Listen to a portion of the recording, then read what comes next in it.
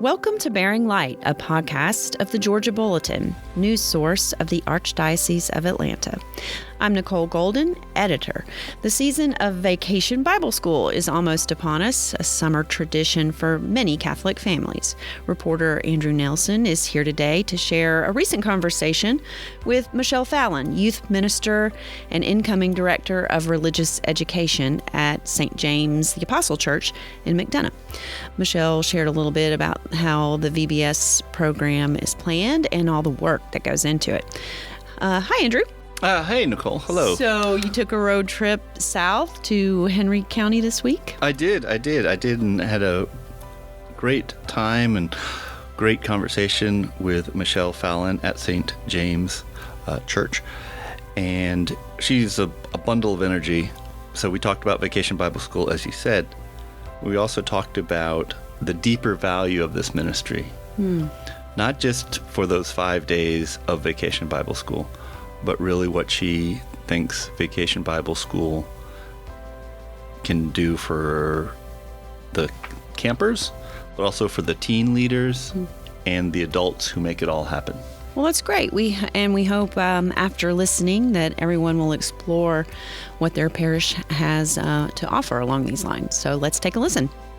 Hi, this is Andrew Nelson, co-host of the Bearing Light podcast. I am here in the office of Michelle Fallon at St. James the Apostle Church down in McDonough. Michelle, good to see you. Great to see you. Excellent to be here. Tell me a little bit about your role, your title, what you do here at the parish. Okay, so I am actually the youth minister transitioning into more of a director of faith formation and youth ministry. So that basically means I'm going to be responsible for the strategic direction of faith formation for children from kindergarten all the way until 12th grade. I also personally like to, I'm a spiritual director, and I am going to be teaching some classes on Ignatian discernment. I have a 9-week series that I'll be doing in the fall, but it's great. I love working with the children, and it's a long history of working in all different types of ministry with youth. Great. Well, we're excited to talk to you today. As I said, we're in your office, which is full of energy and excitement. I can see statues of St. Carlos Acutis, St. Padre Pio, St. Ephrem, patron saint of spiritual direction, with all sorts of gadgets and things for your youth program. Tell me a little bit about your office, kind of what happens in here. Well, a lot happens in here. A lot of creativity, a lot of energy, a lot of fruits of the Holy Spirit. Let's put it that way. I like to decorate my office with things that remind me that God sees me. That's awesome. That's awesome. You do a great job. It's really, really nice. And like I said, it's full of energy. I see photos from your trip to Assisi, right? You're making pasta with your handsome husband. That's awesome. That's awesome. Yes. So one thing we wanted to talk, Bearing Light wanted to chat with you about was Vacation Bible School. Yes. So tell us a little bit about Vacation Bible School here at St. James. Well, we are moving into using the Catholic-based program for VBS, and it's the theme this year is the rainforest. So you can see I've got this little canister here that comes with kind of everything in a box. Oh, that's great. Look at that. And so, you know, we have everything from music to crafts to Bible stories to all different types of programs for each day. It hardly seems like enough time. We do a half a day. Yes. Here at St. James, but we welcome kids from a pre-kindergarten all the way to 5th grade, and then we have helpers in middle school, and then we also have the youth teens very involved in Vacation Bible School. And Vacation Bible School, it's pretty common. A lot of Catholic parishes have that. But tell me a little bit about here at St. James. How many people, young people, might you have enrolled? Generally, we have between 80 and 100 young people enrolled in Vacation Bible School. And we probably have at least 15 to 20 middle school and teens involved, and then probably 20 to 25 adults involved, doing different things, working in the kitchen. There's theme-related crafts, theme-related food, even that we make, and so it's everything has to do with the theme of the rainforest. And I'm particularly excited about that this year because in November we kicked off a day of reflection with our teens. And that day of reflection was on All Saints' Day, which happened to be on a Saturday. And we introduced this concept of sort of taking the concept of Survivor, the show Survivor, and Blockbuster, doing it Catholic style. Survivor Catholic style. Yeah, Survivor Catholic style, and so we've kind of already adopted this theme. As you can see, I've got torches here burning. We created these torches, bamboo from the deacon's backyard, and a couple of our catechists helped us to do the decor on them, and there are right now 9 tribes. There'll be 12 next year, kind of modeled after the 12 tribes of Israel, and they, as long as that torch is burning, they have life in the spirit. And so when we are together, we have those torches burning. Each one has a color, and that we don't call them small groups around here. We call them tribes. Yes. And just because we're in radio, like this is the real deal. These torches are probably about 6 feet tall, made of real bamboo, you said, and atop them they have some designs. It burned into the wood are words like faith and hope. And each one's dedicated to a saint. And they have color. And as I've traveled this year, I've collected different pieces of adornments for them. Yes. And the buffs, of course. Yeah. No, that's awesome. They are the real deal. You could see them on TV. They're wonderful. So Vacation Bible School takes about a week. Yes. It's about a week, Monday through Friday, right? Yes. Let's explore a little bit more than that, just those 5 days, if you don't mind. When you take a step back, Vacation Bible School, what do you think it's really about beyond the schedule, beyond the Monday through Friday, beyond the car line that you might have? What is it about, Vacation Bible School? Well, for us, it's really about an opportunity to create an environment for encounters with Christ in cross generations. So we have grandparents who bring their children here and also volunteer because they might be keeping the children for the summer. Or we'll have, even younger than we usually serve will come, the rising, as long as they're potty trained, right? They can come. And so we see some of these children a little bit younger. It allows our middle school and high school that are looking for places to serve in the parish the opportunity to come in and really work with the kids. They have a real charism for doing that. I have I have a whole stack of volunteer forms here on my desk of people who want to volunteer, my teens that want to come in and volunteer and be and do different things. I have a whole group that wants to do face paint. I have a whole group that wants to do the sports, or they want to go out and do the crafting with them. So beyond just it's really a place for all these different generations to come together and share their faith experience with each other. And it's not just about the week itself, but it's creating that community in the meetings that lead up in the preparation to Vacation Bible School, and then the shared experience and the memories of having worked together to decorate the parish hall like a rainforest, and to, oh, that one particular face, animal that you did was really particularly striking, or whatever. That all those things that come together afterwards, and then they have those really good positive associations with learning about Jesus and having fun. And I say sometimes it's like when I have to give the dog a pill, I stick it in a little block of cream cheese. Well, the theology has to sort of sit nestled in within a whole lot of fun. And when you can create those positive associations, then the kids will associate that with their faith. And then and for a parent, as somebody who had kids going through all of these programs myself, when they say they want to go, that's a great feeling. And so that's what we strive to do, is to create an environment where they really want to come. Oh, that's wonderful. So I think that's a great analogy, because, this can be an age, not so much for the younger ones, but talking about those leadership opportunities, a little bit of skepticism for the teens, the tweens.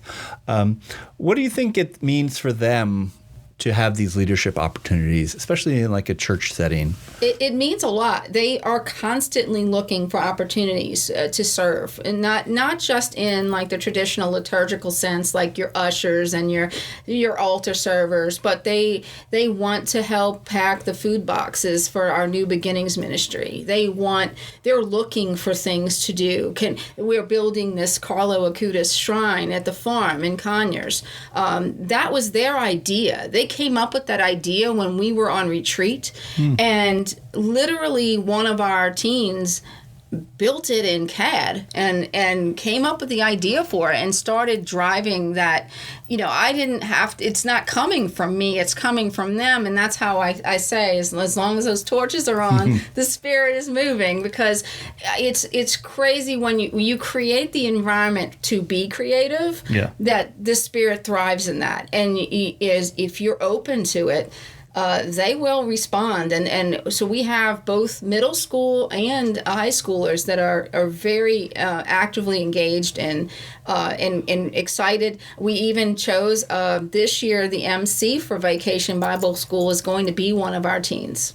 Wow, that's great. So couple things that I've heard you say is Vacation Bible School, it's a lot of excitement, a lot of fun. It's an opportunity for intergenerational communities, from grandparents to grandkids and everywhere in between, parents, to spend time together, to learn. Do you ever get concerned or worried that all the excitement, maybe the faith isn't passed on? Or how do you how do you make sure that the faith is part of the excitement? Well, we have it sort of integrates with what we do all during the year, right?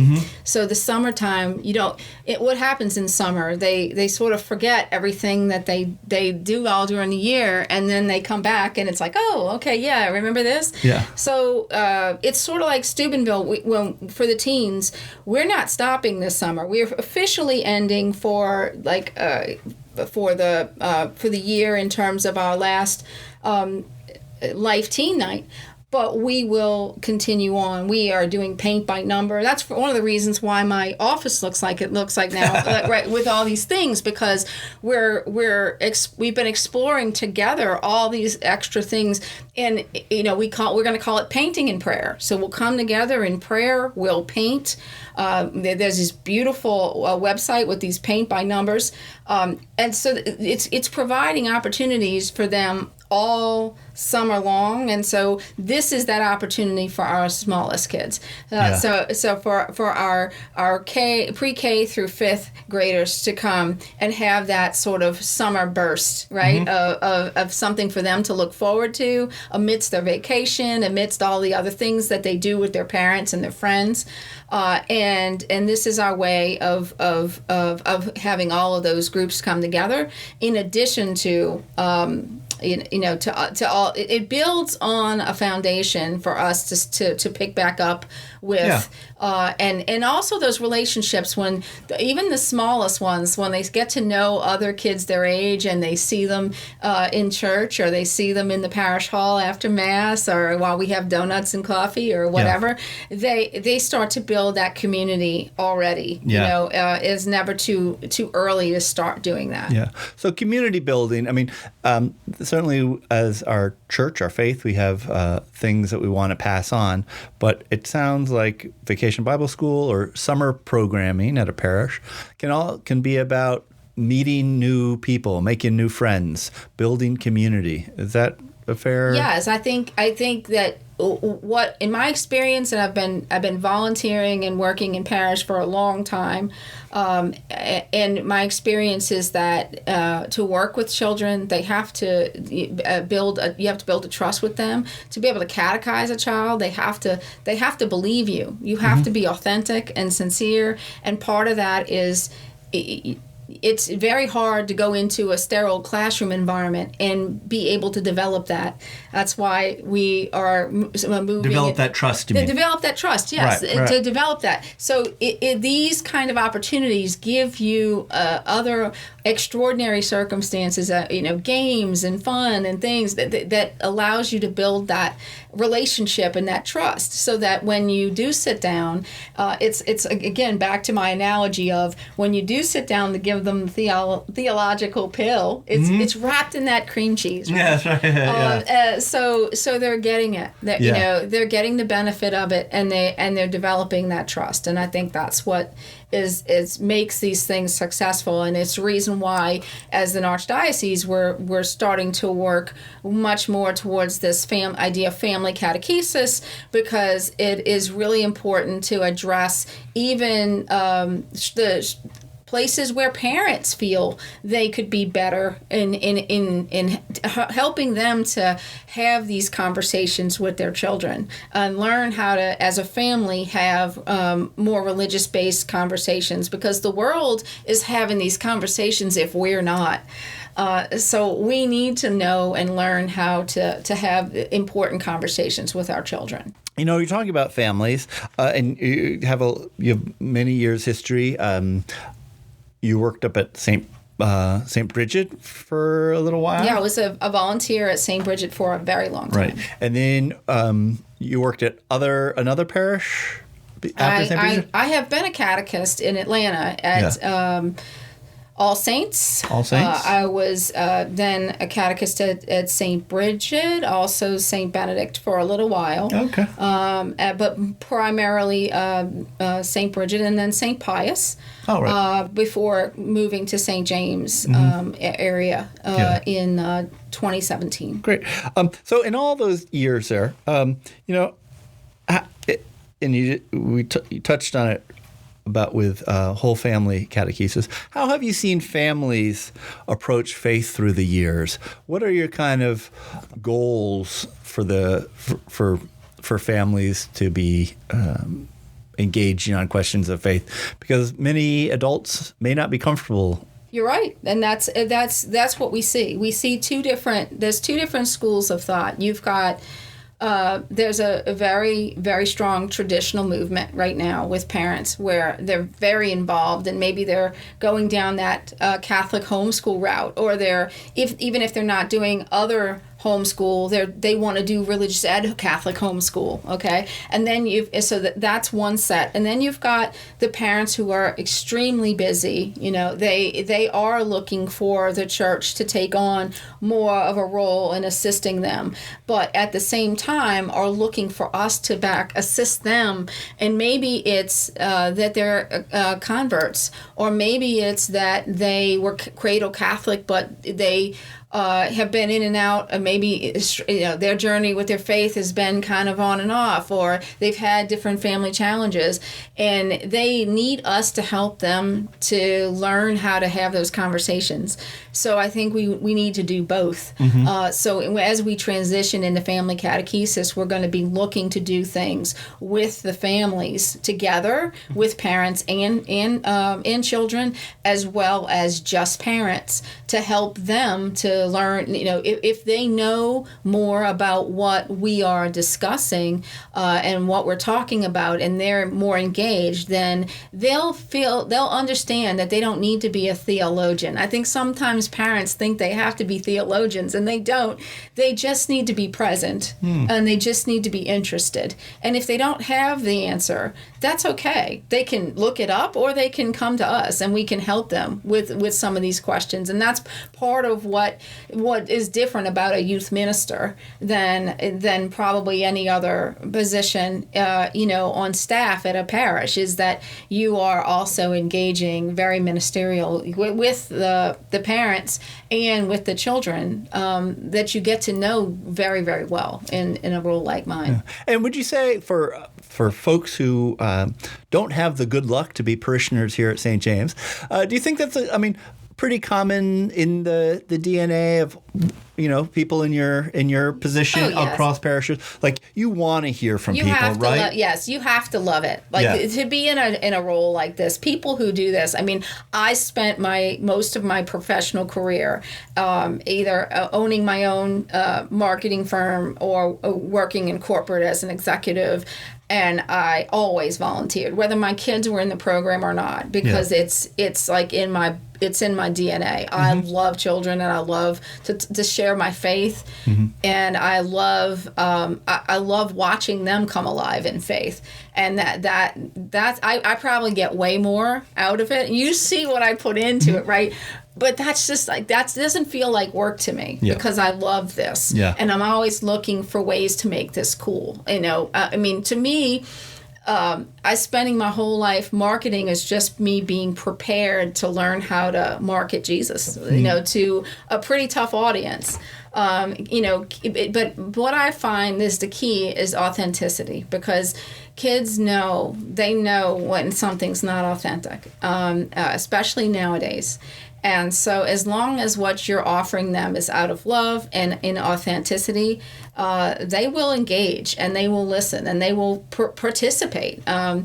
Just like we're doing with all these games, and they were competing in Survivor style to win a trip to Steubenville, Atlanta Youth Conference. For the next year, I'm going to be bringing the middle school into this program, and it's extremely exciting and fun for me to see them get excited and engaged, and then, like I said, with a side of theology. Sure. That's awesome. And Jen, to close the loop, Vacation Bible School, it's going to be starting at very many parishes, and then Monday will be full of excitement, and then Friday will come before you know it. But I imagine folks like yourself and people in positions like that you have, they don't want Friday to come and then it's like a hard door closing. What do you hope, during summertime, that the Vacation Bible School or some of the other programming, it serves as a springboard for, right? Yes. You just don't want it to stop. Yeah, I hope that maybe the parents will think about a little side trip to the Noah's Ark Museum, things like that they can include as part of their vacations.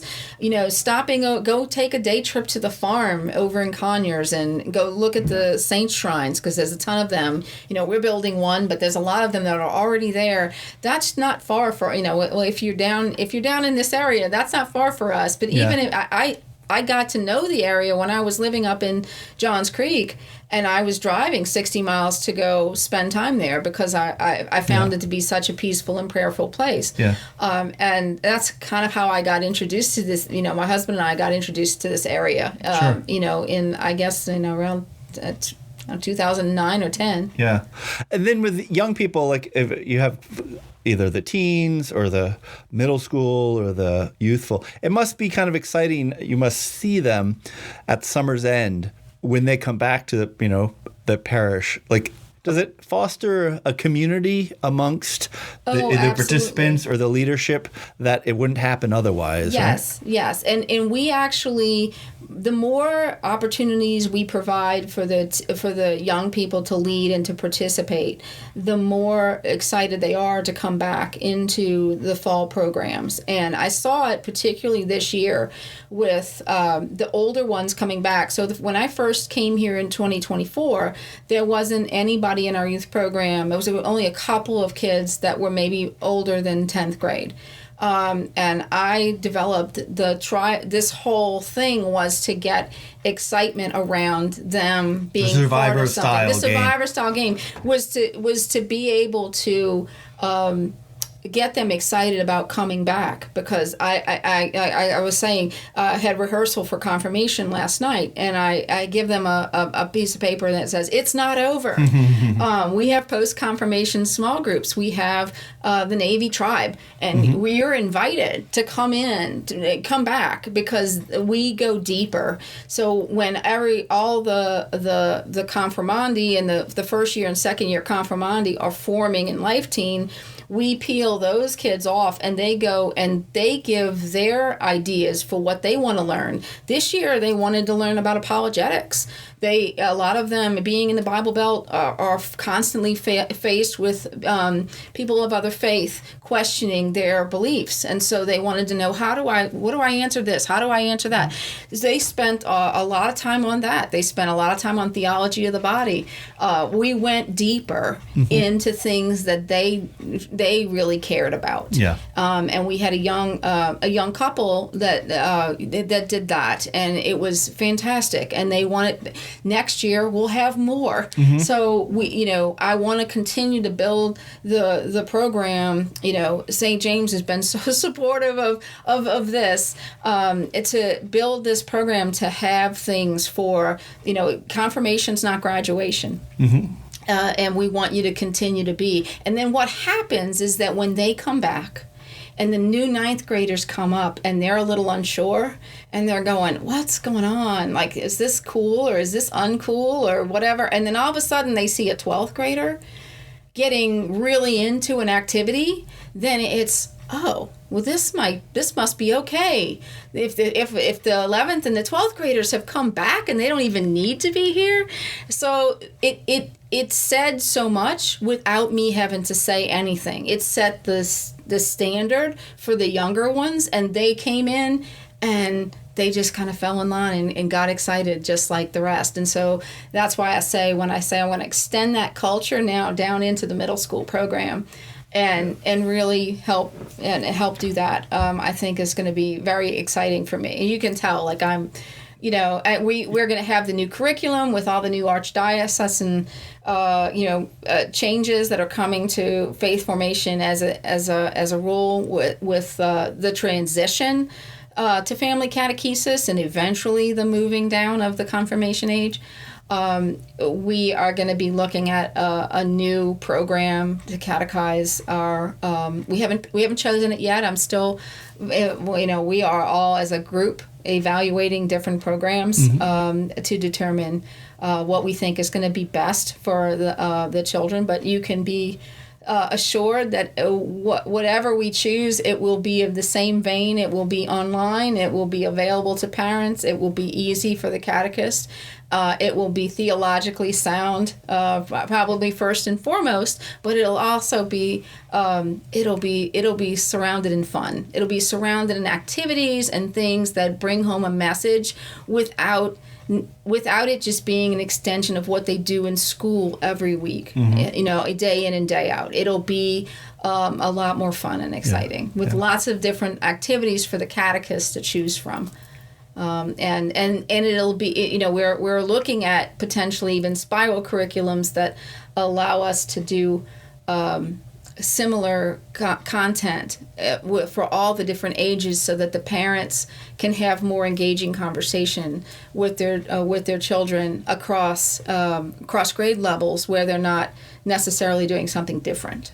So it sounds like, if I hear you correctly, that Vacation Bible School is 1 week at the start, generally at the start of the summer. As you say, it's faith and theology wrapped up in a giant bubble of fun. But it isn't just about those 5 days. You're kind of putting the foundation for a springboard, if you will, for the fall or for their own kind of exploration, right? Yes. That the young people, leaders, teens, high schoolers, each have a different role to play, and it can form their faith and where they come out and what they take away from it. Everything's planting a seed. Yeah, everyone's planting a seed. You plant seeds, Yes. and those seeds may not grow for some time. I was actually in our religious education assistant, her office, and she told me a story just the other day. She said there was somebody who we have the preschool here outside, and we have pictures of every preschool class that's graduated.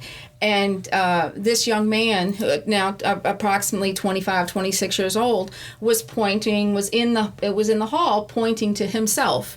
And she was standing behind him, and he didn't see her. And he said, I remember being taught by this teacher. Her name was Tracy. And it was she was an amazing teacher, and I just wish I could tell her, and that was Tracy standing behind. Oh my gosh. And it's like the third time somebody in the last couple of weeks has said to me, know what you do is making a huge impact, and you may never know it. Sometimes God gives you those little moments to let you know that, affirm you in what you're doing.